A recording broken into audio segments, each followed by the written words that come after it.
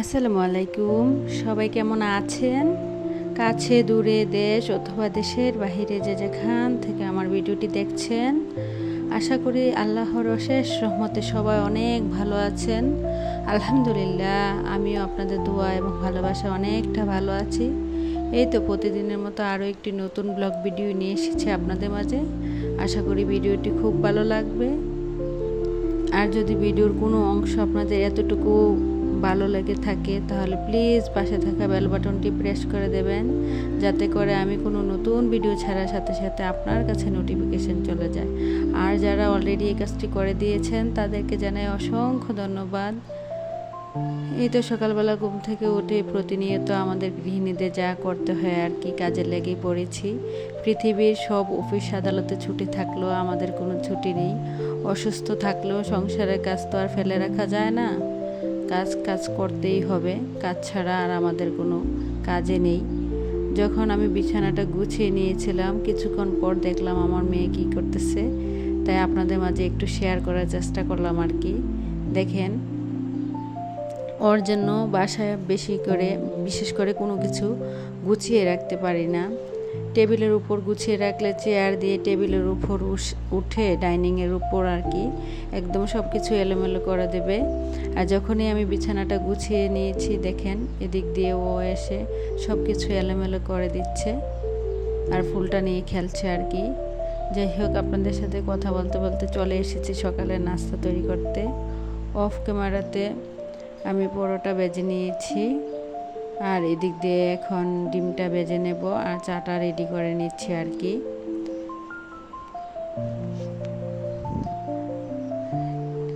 চাটা এদিক দিয়ে রেডি করে নিয়েছি।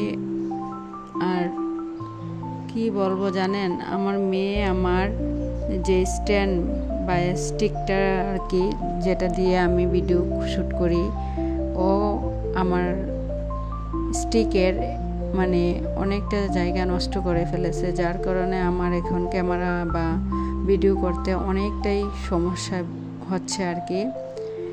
মাত্র এই কিছুদিন হয়েছে এটা আমি কিনেছিলাম, এবং সাথে একটা মাইক্রোফোনও কিনেছিলাম আর কি।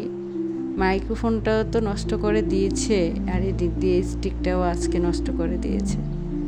যাই হোক, আবার নতুন করে আরেকটা কিনে নেব। এদিক দিয়ে ডিমটা ভেজে নিচ্ছি সকালে নাস্তার জন্য, আর ওদিক দিয়ে চাটা রেডি করে নেব আর কি। তারপর চলে যাব সকালে নাস্তা খাওয়ার জন্য।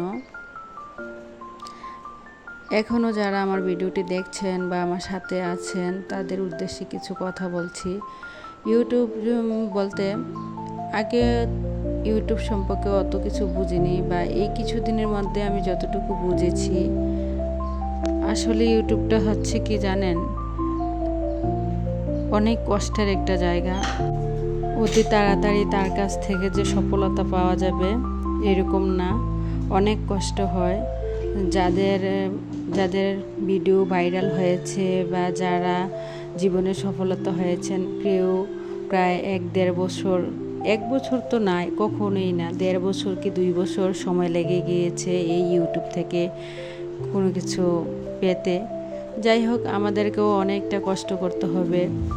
এই ইউটিউব জার্নিটা অনেক বড় হবে আমি জানি, কি আর করা যাবে, ধৈর্য ধরে সামনের দিকে এগিয়ে যেতে হবে। আর আপনারা আমাদেরকে বেশি বেশি করে সাপোর্ট করবেন, আমাদের পাশে থাকবেন, তাহলে অবশ্যই পারবো আমরা সামনের দিকে এগিয়ে যেতে। এখনও যারা আমার ভিডিওটি দেখছেন প্লিজ একটি লাইক দিয়ে দেবেন। আপনাদের একটি লাইকই পারে আমার ভিডিওটি অনেকের কাছে পৌঁছে দিতে। কিছু মনে করবেন না, লাইক চেয়ে নিলাম। আপনার লাইকটা আমার ভিডিওটাকে অনেকের কাছে পৌঁছে দিতে সাহায্য করবে আর কি, তার জন্য। এদিক দিয়ে আপনাদের সাথে কথা বলতে বলতে সকালে নাস্তা শেষ করে নিয়েছি। এখন সকালে নাস্তার পর যে প্লেট বাটিগুলা বা কাপগুলো ছিল, এগুলো এখন একে একে ধুয়ে পরিষ্কার করে নিচ্ছি। অনেকদিন ধরে এই যে হ্যান্ড ওয়াশটা দেখছেন, এটার গায়ে প্রায় অনেকটা ময়লা জমে গিয়েছিল, তার জন্য এটা এখন পরিষ্কার করে নিচ্ছি। আর সব কিছু প্লেট বাটিগুলো আমি অনেকগুলা গুছিয়েও নিয়েছি, কারণ আমার কিচেন র্যাকটা যেহেতু একদম কাছেই, তাই আর কি আর এদিক দিয়ে সিঙ্কটাও আমি পরিষ্কার করে নিচ্ছি। আমার কিচেন রুমটা অনেকটাই ছোট, যার কারণে মানে অনেক কষ্টের মাঝে আমার কাজ করতে হয় বা রান্নাবান্না করতে হয়। রান্নাবান্না করতে গেলে যে একটু ভিডিও করব ভালো করে, তাও ঠিকমতো পারি না আর কি। ভাড়া বাসায় আমরা যারা থাকি তাদের এই সমস্যাটা সবার ক্ষেত্রেই হয়ে থাকে। আর এদিক দিয়ে এই যে মানি প্ল্যান্ট গাছটা প্রায় অনেক দিন হয়ে গিয়েছে, আমি পানিটা পাল্টে দিই না, আজকে একটু পাল্টে দিলাম এবং গাছটা একটু পানি দিয়ে গোসল করিয়ে দিলাম, তাতে গাছটা অনেক সতেজ থাকবে আর কি। আর এদিক দিয়ে সকালে নাস্তা শেষ করে চলেই গিয়েছিলাম বাজারে। দেখেন মাশাআল্লাহ ইলিশের বাজার বসেছে, প্রায় অনেক দিন পরে ইলিশ মাছ দেখলাম। সচরাচর আসলে এই মাছটা আমরা কখনোই পাই না। আমরা কিন্তু মাছে ভাতে বাঙালি, আর আমাদের দেশের জাতীয় মাছ হচ্ছে ইলিশ। কিন্তু দেখেন মধ্যবিত্ত বা আমাদের মতো মধ্যবিত্ত বা যারা গরিব আছে, তারা দেখা গেছে যে বছরে একবারও ইলিশ মাছ খেতে পারে না। আর তার জন্য এখন আমি মনে করি পাঙ্গাস মাছটাই হয়ে গিয়েছে জাতীয় মাছ আর কি। তারপর অনেক দিন পর, প্রায় 1 বছর পর আমি ইলিশ মাছ পেয়েছি হাতের কাছে, তার জন্য এই তো কিনে নিয়ে এসেছি। যেই বড় বড় ইলিশ মাছগুলো ছিল, এই মাছগুলো প্রায় 1800 টাকা কেজি করে চেয়েছিল আমার কাছে। আর এটা ছিল মাঝারি আর কি, ছোট না, মাঝারি টাইপের। এই দুটি মাছ আধা কেজি চেয়েও অনেকটা বেশি হয়েছিল ওজনে। আর এই মাছগুলো আমার কাছে চেয়েছিল 800 টাকা করে আর কি। তারপরে তো মাছ নিয়ে বাসায় ফিরে এখন মাছগুলা কেটে নিচ্ছি। আর মাছের ভিতর দেখলাম যে অনেকটা ডিম হয়েছে, তাই ডিমটা বের করতে চেয়েছিলাম, কিন্তু আমি কোনোভাবে পারলাম না। আমার ভয়ও করছিল, কারণ ইলিশ মাছে যেহেতু প্রচুর কাঁটা থাকে, তার জন্য আমি ভাবলাম যে হাত দিয়ে যদি বের করি তাহলে তো হাতে আবার কাঁটা ফুঁড়ে যাবে। তার জন্য আর কি ছুরি দিয়ে আগে লেজটা কেটে নিলাম, তারপরে ছুরির সাহায্যেই আমি ডিমটা বের করে নেব। আমি আসলে ছুরি দিয়ে অতটা মাছ কাটতে পারি না, তার জন্য আর কি এই বটি দিয়ে বেশিরভাগ মাছ কাটাকাটি করি। এদিক দিয়ে এখন সবগুলা মাছ কেটে নেব। এই তো দেখেন মাশাআল্লাহ মাছগুলা কাটা হয়ে গিয়েছে এবং এরই মাঝে ধুয়ে পরিষ্কার করে নিয়েছি। অনেকগুলো হয়েছে মাছ, আর 2টা মাছের ভিতরেই অনেকটা ডিম হয়েছিল। আর মাছের পিসগুলো অনেকটা বড় বড় হয়েছিল। এদিক দিয়ে চলে এসেছি দুপুরে রান্না বান্না করার জন্য। আজ যেহেতু ইলিশ মাছ নিয়ে এসেছি বাজার থেকে, তাই ভাবলাম আজকে একটু ইলিশ ভুনা করব, আর এদিক দিয়ে ডাল করব আর কি। আর যেহেতু প্রতিদিন সকালে দুধ দিয়ে যায় বাসায় এসে, দুধটাও জাল করে নিয়েছি আগে অফ ক্যামেরাতে। এখন ইলিশ মাছগুলো একে একে আমি পরিষ্কার করে ধুয়ে হলুদ এবং লবণ দিয়ে ভেজে নিয়েছি মেখে। এখন মাছ ভুনা করার জন্য পেঁয়াজ দিয়ে দিয়েছি কড়াইতে। যাই হোক, আমি যখন ভয়েসটা দিচ্ছিলাম বাহিরে প্রচুর বৃষ্টি হচ্ছিল। জানি না আপনারা আমার ভয়েসে বৃষ্টির আওয়াজ শুনতে পাচ্ছেন কিনা।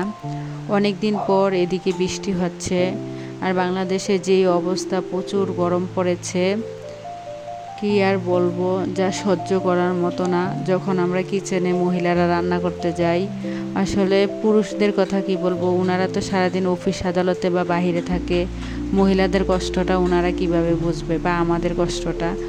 আমরা যেহেতু মেয়ে, একজন মেয়ে শুধু একমাত্র অন্য মেয়ের কষ্ট বুঝি আর কি।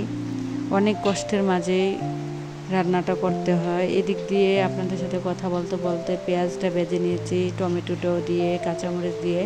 এখন সব ধরনের মশলা তাতে অ্যাড করে দিয়েছি, হলুদ গুঁড়া, মরিচ গুঁড়া, জিরা গুঁড়া, ধনিয়া গুঁড়া, সব কিছু দিয়ে ভালোভাবে মশলাটা একটু নেড়ে চেড়ে মিশিয়ে নিয়েছি, ভেজে নিয়েছি আর কি। আর এদিক দিয়ে পানিটা অ্যাড করে দিলাম। এখন আমি আগে থেকে ভেজে রাখা মাছটাও দিয়ে দেব।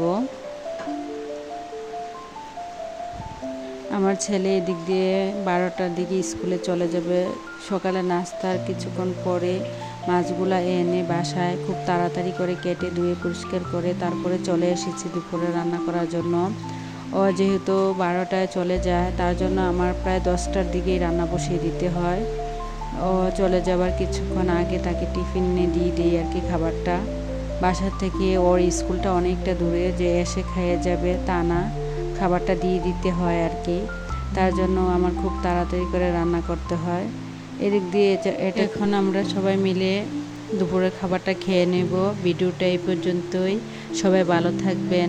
খুদা হাফেজ। আসসালামু আলাইকুম।